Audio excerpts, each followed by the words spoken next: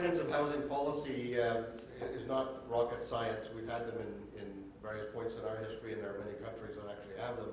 And they consist of four basic components. One component is new supply to address the urgent need for housing for people who don't have housing. So the 80,000 households on our waiting list here in Toronto, the 152,000 households across the province. So we need new supply. We need repair dollars to bring up to proper standard the substandard housing that many low-income people live in, whether it's in rental or ownership housing.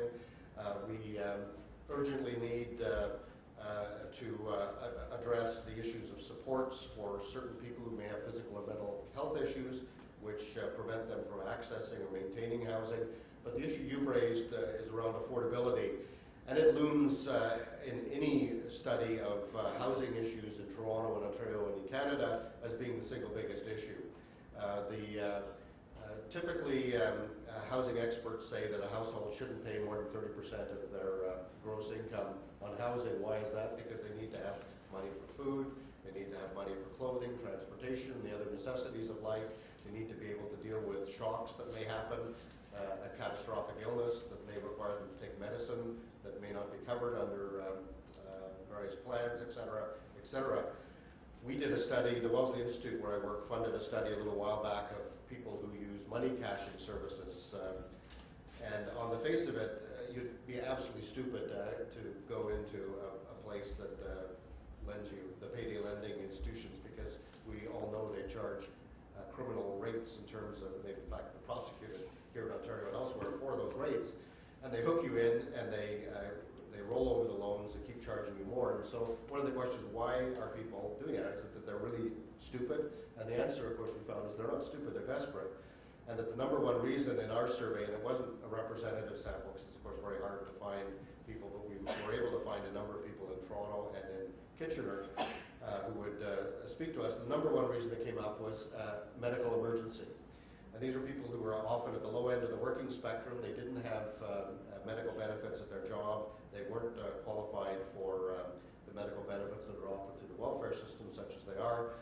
And when their child needed medication, and they had no choice but to, they felt they were very desperate, and they had no choice but to go to the moneylender in order to, and that's how they got hooked into that system. So we know issues of affordability. We know in the last 8 or 10 years that the second leading cause of evictions in Ontario, after the overall high cost of rents, the second leading cost is the cost of utilities and the cost of electricity and other energy costs, and these are destined to go up and up and up even more.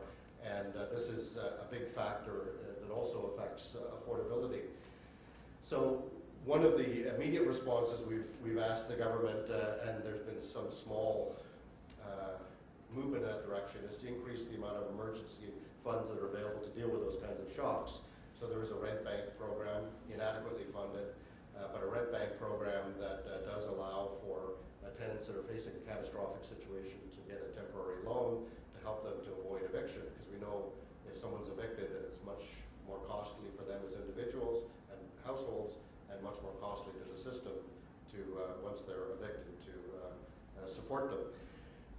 We have an emergency energy fund, again very thinly funded and largely relying on charitable dollars as opposed to a reliable source of government funding, but attempting to address those issues. There is a group in Ontario that has proposed a universal housing benefit, and it's rather complicated, so I don't have time, and I don't want to tax the good graces of Brian here. He might whack me over the head if I take too much longer, but I'll simply say to you that in many parts of the world there are various forms of housing benefits that are offered to people to bridge the gap between what they can afford to pay based on their household income and what the landlord is charging, or the other necessities that they have in life. In the United States, it's known as the Section 8 program. It's the single biggest housing expenditure, affordable housing expenditure of the U.S. federal government. In Britain, there are other programs that are similar to that to support. The difficulty with these programs, and I have to say, is with any program, and you work in the area of social work, you'll know the difficulty with any kind of income support programs, whether they're based on housing benefit, is that the governments nowadays, but probably historically have had a reluctance to want to spend money, and especially spend money on low-income people. And so they're always trying to find ways to economize on these programs. So as the proposal for a universal housing benefit began to take shape in Ontario, and some very smart people worked on the design of it, the government thought, well, one way we can afford this is if we say senior citizens will be exempted, they won't be eligible for it, because apparently senior citizens are close to death, and who needs a housing benefit or something. I don't know what the rationale is, but, and then they began to say that the people who are under 25 shouldn't get it because they're all university students and living in dorms and having parties all the time and basically living in bars and stuff, so they don't need it. I'm exaggerating, that's not what the government said, but I can't imagine why the government would want to exempt young people and seniors, but they did. And then a couple of years ago, the government designed universal housing benefit and said it would only be eligible for families with children, which eliminated, of course, single people and families without children. And why did they make all these policy decisions? Well, it's not out of any rational sense that this is a targeted group, but it's out of a sense that we want to try and contain, governments want to try and contain the spending, and so therefore they look for ways to design a program to make it as cheap and as miserable and as limited and as hard to get as possible. And that is what we have to look out for. So in this provincial election, by all means, ask your provincial election candidates what they plan to do in terms of supporting a truly universal housing benefit that actually bridges the gap, and be aware that when it gets time to actually design a universal housing benefit, that's when we have to roll up our shirt sleeves, put on our reading glasses, and make sure that we don't end up with a universal housing benefit that actually is not providing much of a benefit. Thank you.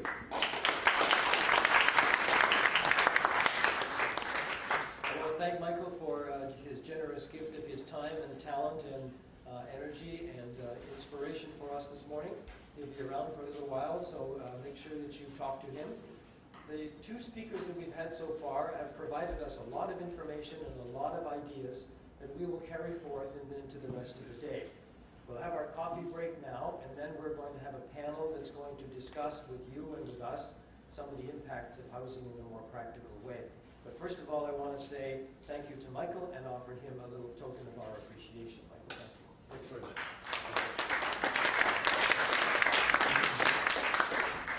We wanted to make this conference as accessible as we could for people. Those who had expressed the desire to have transportation covered in order to arrive at our conference, certainly speak to one of us. Lisa's here, I'm here, Val is here, and we'll help to cover that. So we're on to coffee now. Coffee is available in the hall outside, and in 10 or 15 minutes we'll come back and we'll have continue with our panel. So thanks very much so far. Good morning again, everyone. We're going to reconvene now, so if you would please take your place. We're starting in 1 minute.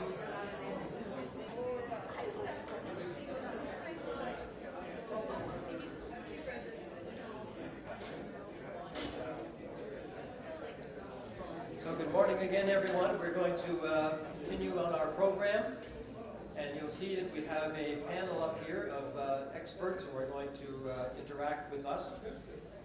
The purpose of this particular panel is to discuss the impacts and current responses to the lack of housing in our city, in our province, and wherever. So I would like to introduce each of the panel members, and this is the way the panel will go. We'll start with Val at my left here. I'll introduce each of the panel members so you'll get an idea of who they are. Then each of the panel members will have an opening kind of statement to say, and after they're finished their statements, then we'll open it for questions and discussion among us. On your program that you received, unfortunately, we did not include Bridget's name. Oh. That's okay. I thought it meant that I was free. So we apologize for not including you.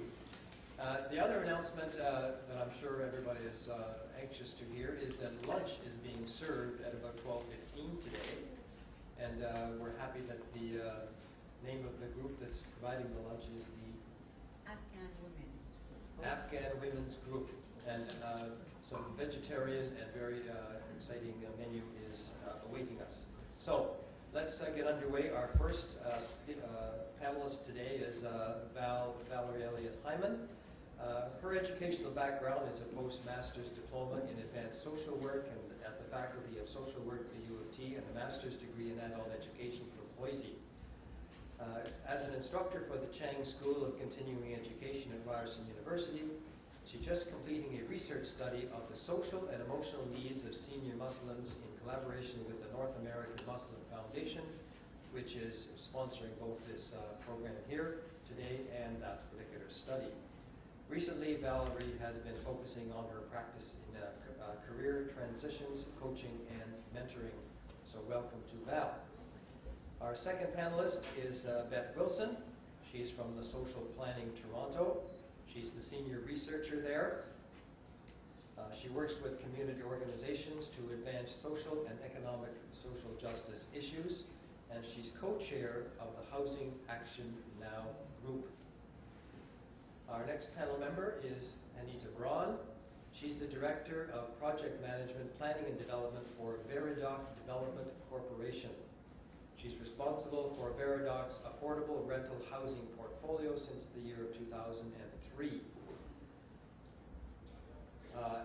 In the early mid-90s, she also worked for Veridoc as the General Manager of Fairgreen Homes, a Veridoc company dedicated to the development and construction of nonprofit housing in Toronto and the GTA. Our next panelist is Bridget Witkowski, the one who's not on the program. And Bridget has been involved in social housing for many, many years.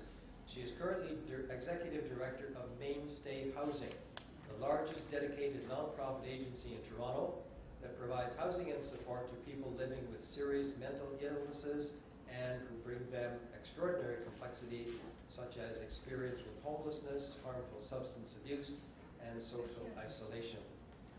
So Bridget has been actively involved in the housing and health sectors at the local and provincial level for many years, including on the boards of various organizations such as the Ontario Federation of Community Mental Health and Addiction Programs, Connex Ontario, the Wellesley Institute, etc. Our final panel member is Carol House. Carol has been at Covenant House for 16 years and oversees the delivery of all program services for youth. As a member of the senior management team, she is also involved in setting strategic direction for the agency and in advocating within the community around the needs of homeless youth. So you can see we have a panel of great experts here. So our first panel member to speak to us today is Val.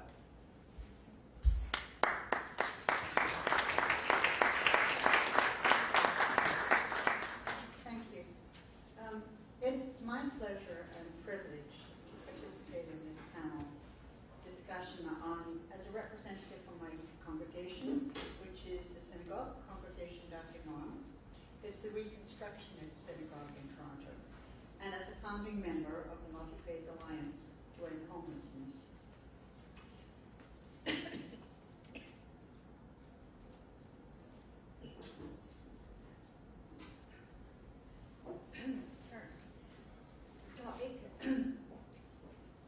This topic is close to my heart, both personally. I'm sorry. I'm going to get you some water. Okay, thanks. No, it's fine. It's finished. The topic is close to my heart, both personally with memories of being an insecure child, an itinerant musician whose family at times stayed in rental accommodations while our home was put into storage, and we traveled England with him in search of employment.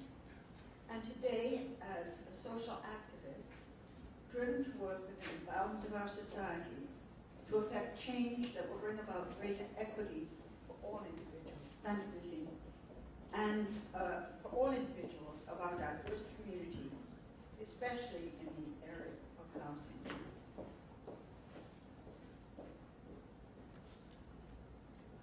There are many routes to advocating for change, some passive, some more aggressive. Looking back over the generations, traditionally, it's been the members of our various faith